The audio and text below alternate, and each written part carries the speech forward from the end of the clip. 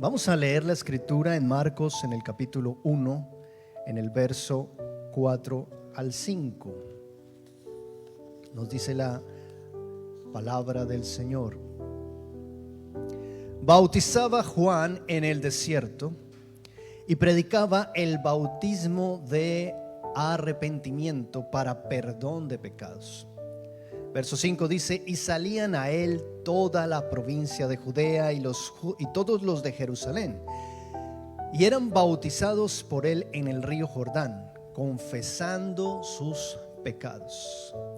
Así que Juan el Bautista está preparando el camino para el Señor y está haciendo ese llamado al arrepentimiento a través de el bautismo. Vamos a tener bautismos en 8 días, como decía Marvin. Qué bendición, amén. Pero quiero que miremos un poco esta imagen de Juan el Bautista, el bautizando, y más allá pensemos un poco en el poder de Dios actuando por medio del arrepentimiento del pecado. Pensemos por un momento este mensaje que Juan el Bautista está preparando para el camino del Señor, para la venida del Señor. ¿Cuántos saben que necesitamos una iglesia transformada, arrepentida, limpia, pura, para que el Señor se pueda mover con libertad? Amén. Este mensaje lo he titulado El poder transformador del arrepentimiento y el bautismo. Amén. Vamos a orar un momento. Padre del cielo, de manera especial yo te pido que en este día, Señor, tú hables a tu iglesia.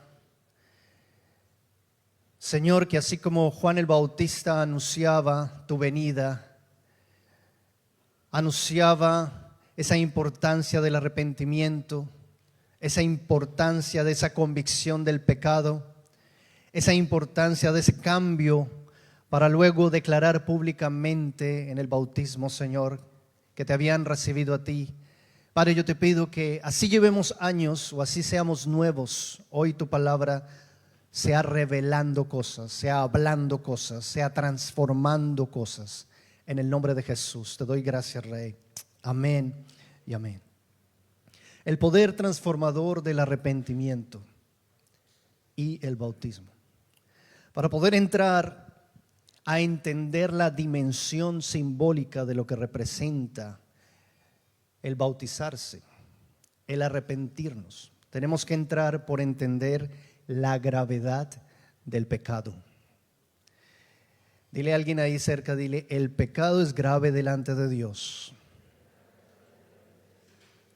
Y para esto quiero iniciar con una imagen, la imagen de un arquero tratando de disparar una flecha o varias flechas y tratando de dar en el blanco. Y cada intento que él tiene falla de ese blanco, de ese centro. ¿Qué es pecado? Pecado desde el griego original nos hace referencia a fallar. Es algo que no alcanza una meta específica, es errar en el blanco. En otras palabras, todo lo que es contrario a la personalidad, a las normas, a los caminos o a la voluntad de Dios, hierra del blanco, falla en el intento. Todo lo que perjudica una relación con Dios falla en el intento. Todo lo que nos aleja de la presencia de Dios falla en el intento. Así que el pecado hace parte de un rechazo a la voluntad de Dios. Es vivir a espaldas de Dios, es hacer mi propia voluntad, es ser orgulloso, es no prestarle atención a la voz de Dios para mi vida. Cuando tú te encuentras con la santidad de Dios, entonces tú identificas y haces consciente tu corazón y tu mente acerca de la naturaleza del pecado. ¿Cuántos saben que la palabra de Dios dice que Él es santo? Amén. Dios es santo. Pero así también el pecado es pecado delante de Dios, sin importar el tamaño, la dimensión, y el pecado es grave delante de Dios. Los autores bíblicos se han inspirado por el Espíritu Santo durante años y utilizaron diferentes conceptos a través de la Escritura para hablar y para hacer referencia a la idea del pecado. Cuando tú vas a la Escritura encuentras palabras como iniquidad, maldad, culpa, rebelión, transgresión, lo malo, injusticia, falta, infracción, contravención, ofensa, delito, yerro. Así que, ¿es grave el pecado para Dios? Sí, es grave el pecado para Dios. El perdón de Dios no rebaja la gravedad del pecado. Jesús, en una oportunidad dirigiéndose al pueblo, dice: si tú miras a una mujer para codiciarla, solamente el hecho de mirarla y codiciarla en tu corazón significa que ya has adulterado con ella. Y luego les dice: si tu ojo es ocasión de caer, es mejor que pierdas tu ojo, que lo saques, que tener el cuerpo en el infierno. También les dice: si tu mano te es ocasión de caer, córtala, échala de ti, porque es mejor que pierdas tu mano y no que todo tu cuerpo sea echado en el infierno. Esto nos da una idea de que el pecado delante de Dios realmente es algo grave. Ahora, no solamente veámoslo así, veamos la muerte del Hijo de Dios en la cruz. Si tú observas el precio que Cristo tuvo que pagar para saldar la deuda del pecado, podemos decir: el pecado para Dios es grave. El pecado para Dios no es algo ligero, no es algo que podemos tomar con tibieza. El pecado para Dios es pecado. Y no debemos abusar de las misericordias de Dios para vivir como queramos. No podemos decir: como el Señor me perdona, yo puedo hacer mi vida como yo quiera, yo puedo vivir como yo quiera, yo puedo tomar mis propias decisiones sin importar Dios qué piense. ¿Por qué? Porque finalmente Él me va a perdonar. ¿Cuántos saben que eso es abusar de la gracia de Dios? Eso no está bien delante de Dios. De ninguna manera lo menciona Pablo. Cuando hablamos de arrepentimiento, hay una transformación, porque el poder de la gracia, su perdón y su misericordia nos transforma. Así que tenemos aquí a Juan el Bautista bautizando en el río Jordán, diciendo: el reino de Dios se ha acercado, por lo tanto den frutos de arrepentimiento. En Marcos, en el capítulo 1, versos 4 y 5, en otra versión, en la versión Nueva Traducción Viviente, lo escribe de esta manera. Dice: ese mensajero era Juan el Bautista. Estaba en el desierto y predicaba que la gente debía ser bautizada para demostrar que se había arrepentido de sus pecados y vuelto a Dios para ser perdonada. Y en el verso 5 dice: toda la gente de Judea, incluidos los habitantes de Jerusalén, salían para ver y oír a Juan. Y cuando confesaban sus pecados, él los bautizaba en el río Jordán. Qué preciosa imagen.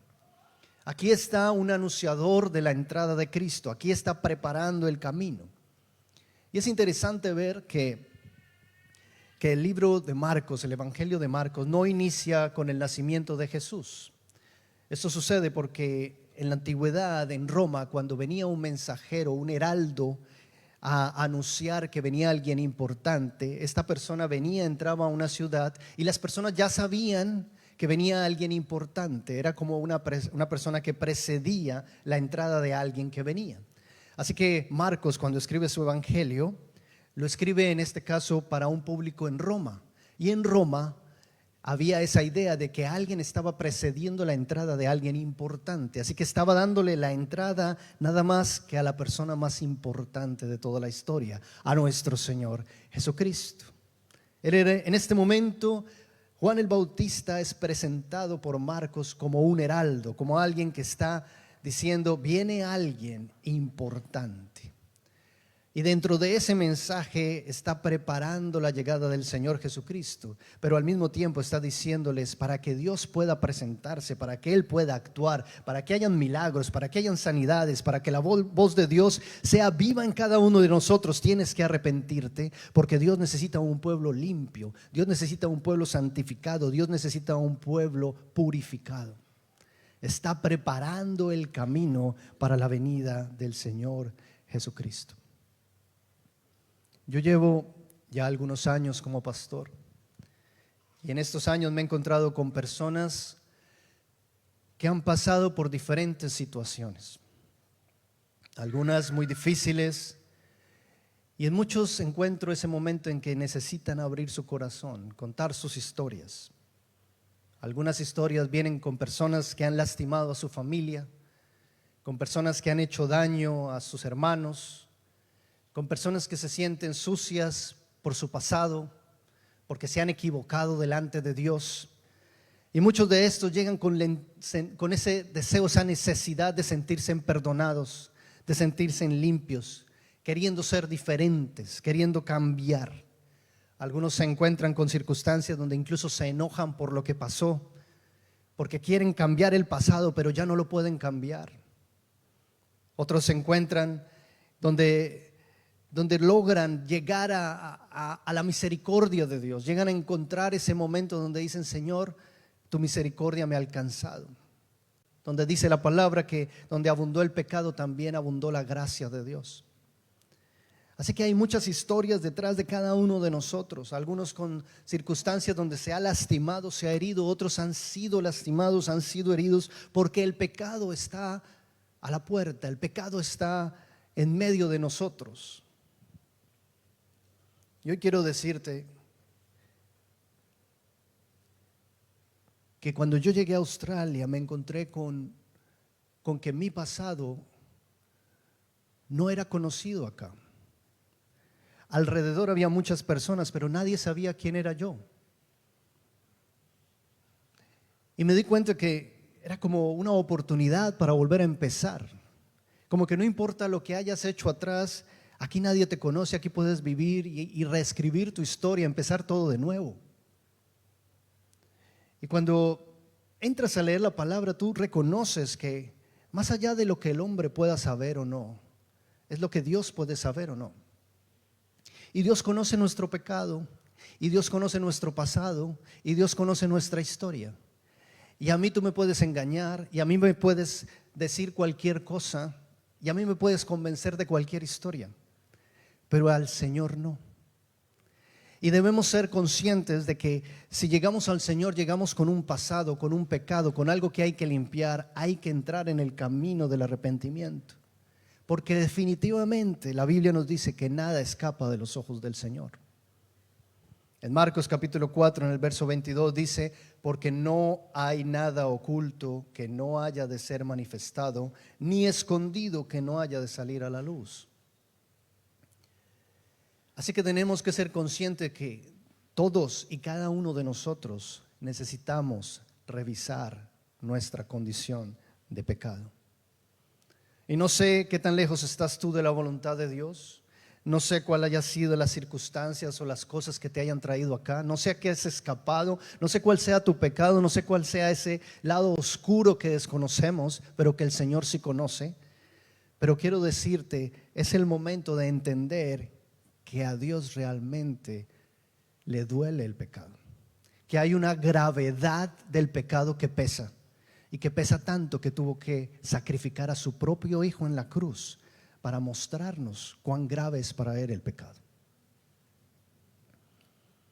Yo no sé qué tantas veces has cerrado en el blanco, no sé qué tanto has escapado de la versión que Dios quiere para ti, para tu vida, pero hoy yo estoy aquí para mostrarte no un camino, para mostrarte el camino.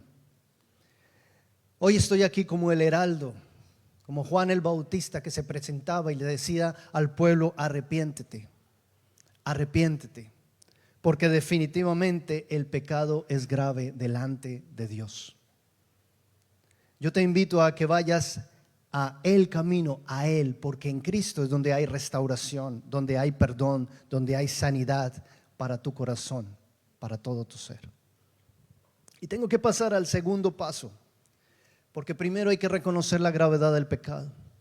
Pero lo segundo que involucra este tiempo donde Juan el Bautista está llamando es al arrepentimiento. Digamos arrepentimiento. Y la Biblia nos habla de un arrepentimiento verdadero. Voy a imaginar esta ilustración, no creo que sea de las mejores, pero quiero tratar de imaginar de esta manera cómo puedes visualizar el pecado. Aquí en Australia, aquí particularmente en Adelaida, existe un sistema de buses que tiene una característica, y es que esos buses se pueden transformar en trenes. ¿Cuántos han montado en el bus de aquí de Adelaida y han visto cuando el bus se vuelve como un tren? ¿Cierto? Es interesante, es una solución de transporte muy buena. Pero si un conductor normal va en su carro y por alguna razón entra en las vías del tren, se va a encontrar con una señal que le va a decir claramente, wrong way, go back. Es decir, un auto no puede entrar a ese lugar donde los buses tienen que entrar. Entonces de seguro vas a tener que lamentarlo. Vas a tener que hacer un stop porque te saliste de la vía, sentir la vergüenza de estar en un lugar que no es, entrar en una confusión instantánea en ese instante, y seguramente si otros te van a ver, vas a sentir la presión del arrepentimiento de estar en una vía que no es la correcta. La única opción que vas a tener si te metes por una vía de estas es cambiar de dirección, regresar de donde venías, tomar el camino correcto de nuevo, porque no hay opción. ¿Qué es el arrepentimiento? El arrepentimiento corresponde con un cambio de dirección. El arrepentimiento corresponde a la acción de cambiar de opinión. Ahora, vamos a ir un poco más a fondo. El arrepentimiento no es remordimiento, digamos, no es remordimiento. ¿Qué es arrepentimiento entonces? Si yo voy en una dirección o estoy haciendo algo, si estoy errando el blanco, yo cambio mi dirección y voy en el otro sentido. Algo tiene que cambiar. En el Antiguo Testamento, la intención de volverse a Dios se buscaba a través de todo el corazón, de toda la persona. Incluían actos externos como el ayuno, como el vestirse de cilicio, como el sentarse en cenizas. Había lamentos y llantos cuando se reunía el pueblo. Todo era para expresar un fuerte dolor en el corazón por el pecado. Era un celo por las cosas de Dios. Incluso los sacerdotes rompían las vestiduras por la indignación del pecado, por la indignación de la injusticia, cuando se rompía lo que Dios había establecido. Sin embargo, muchos del pueblo solo llegaban al remordimiento. La historia nos muestra que Israel nuevamente caía en pecado, nuevamente se alejaba de Dios. No había arrepentimiento. Ahora, digamos, metamelomai. Metamelomai es el griego de la palabra remordimiento. Es un duelo por un error cometido. Judas sintió remordimiento. Pero ¿cuántos saben cómo terminó Judas? Es decir, Judas sintió remordimiento, pero no llegó al arrepentimiento. Judas no permitió el cambio en su corazón, el cambio de dirección, y sus acciones lo llevaron finalmente a su muerte. En Mateo, en capítulo 27, en el verso 3, nos dice la escritura: cuando Judas, quien lo había traicionado, se dio cuenta de que habían condenado a muerte a Jesús, se llenó de remordimiento. Esto está en la Nueva Traducción Viviente. Así que devolvió las 30 piezas de plata a los principales sacerdotes y a los ancianos. Cuando tú entiendes que una cosa es remordimiento y otra cosa es arrepentimiento, entonces vamos por buen camino. Porque el arrepentimiento en Cristo, que es más allá del remordimiento, no es solo lamentarse, no es solo sentirse mal por el pecado. Cuando hay un verdadero arrepentimiento, el arrepentimiento exige cambio. ¿El arrepentimiento exige qué? Cambio. Es un cambio radical, es de la oruga a la mariposa. Es una transformación, te conocía de una manera, pero te desconozco ahora. Tú dejas de ser una criatura para transformarte en una nueva criatura. Ese es el poder del arrepentimiento. Así que esto viene del griego metanoia, digamos metanoia. Este es arrepentimiento. ¿Qué significa arrepentimiento? Cambiar de opinión y de objetivo gracias al conocimiento adquirido. Es cuando tú ves la señal de Dios claramente en la vía que dice wrong way, go back. No es por acá. Tienes que devolverte. Tienes que regresar a mi camino. Tienes que volver a mi santidad. Tienes que volver a mi justicia. Tienes que volver a mi corazón original. Tienes que volver a la imagen y al diseño que yo hice de ti. Una persona arrepentida interioriza los siguientes aspectos. Una persona verdaderamente arrepentida tiene conciencia de culpa. Siente en su interior que hay algo que está mal. Siente el peso de su pecado. Y más allá, siente una insuficiencia para solucionarlo en sus propias fuerzas. Una persona que es realmente arrepentida reconoce la misericordia de Dios y la obra de Cristo. Se da cuenta que él necesita de Cristo para limpiar su pecado. Y es donde encuentra el amor, la gracia, la misericordia y el perdón de Dios. Pero al mismo tiempo, una persona arrepentida tiene un cambio de actitud, un cambio de acciones. Empieza a odiar el pecado, empieza a incomodarse por el pecado. Ya esas cosas que hacía antes, esos actos, esos hábitos, esos malos hábitos empiezan a fastidiar. Ya no quiere ser parte de eso. Ya hay una voz de Dios clara para su vida, para su santidad. Y eso involucra también que una persona que ha sido realmente arrepentida tiene un profundo anhelo de santidad. Quiere honrar a Dios, quiere glorificar a Dios con su vida, con sus actos, con sus palabras, con todo lo que Él es. Y este es el mensaje con el que entra Juan el Bautista, preparando el camino para el Señor. El diccionario bíblico nos dice que el arrepentimiento es un cambio de dirección que incluye un juicio sobre el pasado y una redirección para el futuro. En otras palabras, es una experiencia que cambia tu vida. Hay un antes de Cristo, hay un después de Cristo. Punto. No es negociable. No es aguas tibias. Por eso dice Dios que a los tibios los vomitaré de mi boca.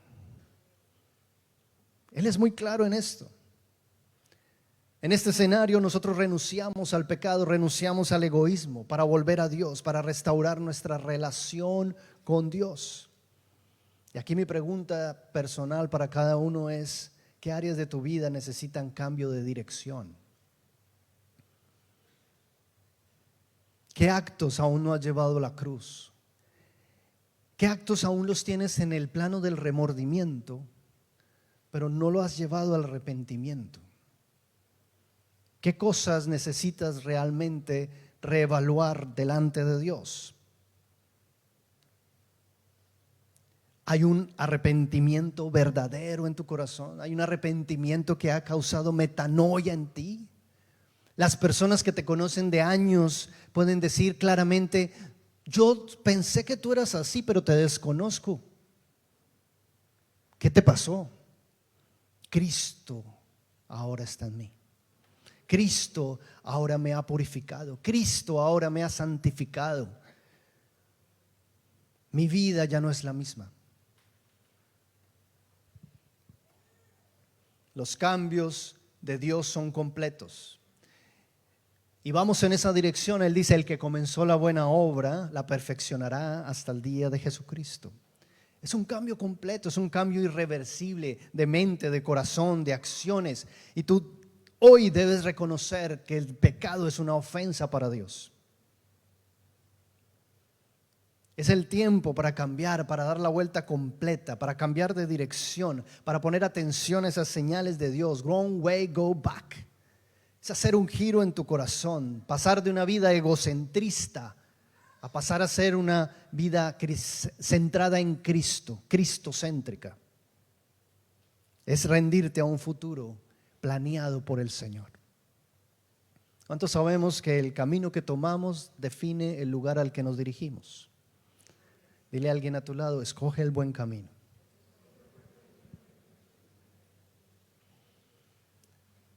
Y con este tercer punto quiero terminar. El bautismo, símbolo de nueva vida. Qué precioso es el símbolo del bautismo. Qué preciosa imagen representa el ser bautizados, de acuerdo a la imagen de la Escritura. el pasado de una persona no judía en la antigüedad era borrado y ellos entraban en el judaísmo y se usaba el bautismo como el símbolo para mostrar ese cambio antes de Cristo. Cuando llega Juan el Bautista adquiere ese nuevo sentido de arrepentimiento. O sea, el arrepentimiento pasa a ser parte del bautismo cuando empieza Juan a predicar acerca del arrepentimiento. Antes era la transición de no ser judío, no ser del pueblo judío, a ser parte del pueblo judío. Pero lo precioso del bautismo es que está simbólicamente conectado con la resurrección misma del Señor Jesucristo. El bautismo es el proceso donde nos identificamos con el entierro y la resurrección de Jesucristo. Así que cuando nos sumergimos en agua es literalmente un elemento simbólico que está diciendo algo o alguien está muriendo aquí. Un viejo hombre está siendo enterrado. Un hombre pecador está muriendo aquí. Y un nuevo hombre ahora va a renacer. Un hombre que ha sido redimido por la sangre del Cordero, que ha encontrado la misericordia de Dios, que se ha encontrado con el arrepentimiento verdadero, que ha decidido un nuevo comienzo en su historia. Por eso el bautismo es tan precioso. Y en 8 días tenemos bautismos, amén. ¿Cuántos van a? Gloria al Señor. La palabra de Dios nos dice que hay fiesta en los cielos cada vez que un pecador se arrepiente. Amén. Hay fiesta en los cielos. Hay gozo del Señor. Hay cambio, hay metanoia. Así que nos identificamos con la muerte y la resurrección de Cristo. Y leamos esto tan hermoso en Romanos 6. Romanos capítulo 6, versos 3 al 4 dice: ¿O no sabéis que todos los que hemos sido bautizados en Cristo Jesús, hemos sido bautizados en su muerte? Porque somos sepultados juntamente con Él para muerte por el bautismo, a fin de que como Cristo resucitó de los muertos por la gloria del Padre, así también nosotros andemos en vida nueva. ¿Qué se está enterrando ahí? El viejo hombre, la naturaleza de pecado. El que necesita arrepentirse está ahí enterrado, muerto. Así que con la resurrección de Jesucristo se eleva este símbolo. La iglesia primitiva eleva este símbolo del bautismo a una muerte y a una resurrección. Es poderoso esto. Tiene un contexto y una riqueza simbólica y espiritual muy profunda, porque si tú entiendes lo que significa ser bautizado, si tú entiendes lo que significa el arrepentimiento, el pecado delante de Dios y su gravedad, tu vida se transforma. No puede ser la misma.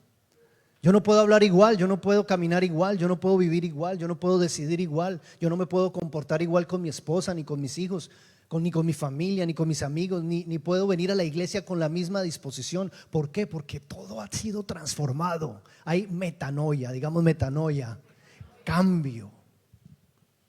Gálatas 3:27 también nos dice: porque todos los que habéis sido bautizados con Cristo, en Cristo estáis revestidos. ¿Cuántos están revestidos en Cristo en este lugar?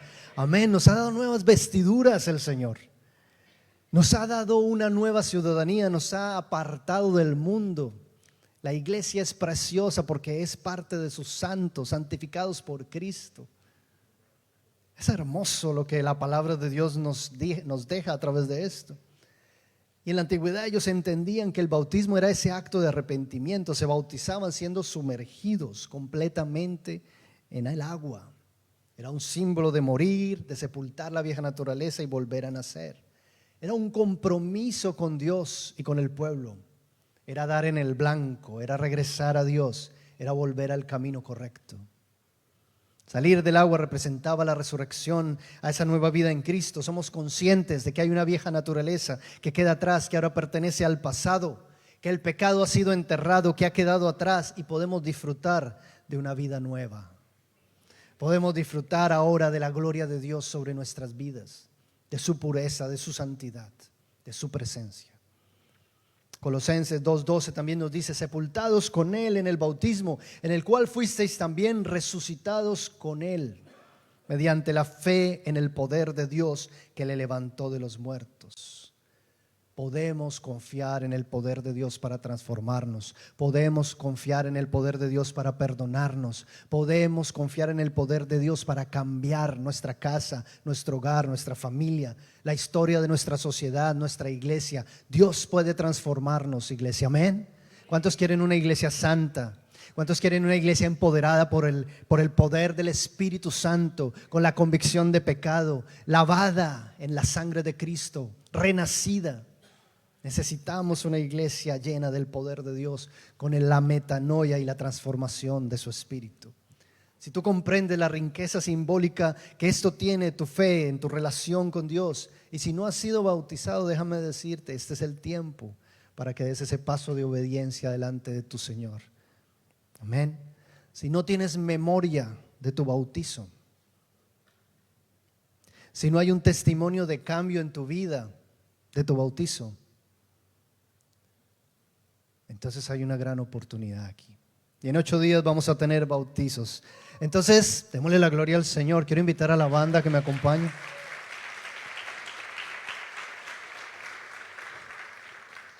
Y déjame decirte que no importa el pasado que tú traigas.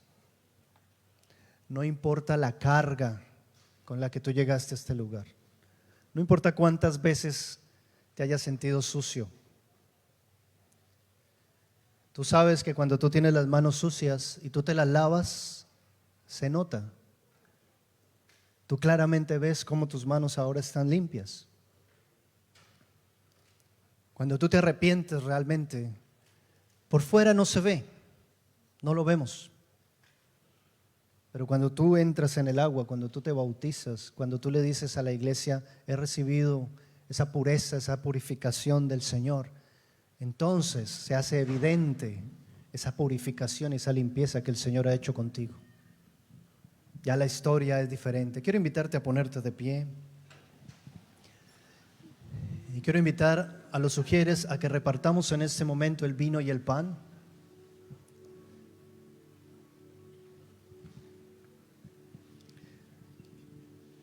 Vamos a tener nuestro momento de comunión con el Señor. Vamos a recordar que Jesucristo tomó el lugar por ti, llevó el castigo de todo nuestro pecado en esa cruz, entregó su vida para mostrar el amor del Señor y su misericordia por cada uno de nosotros.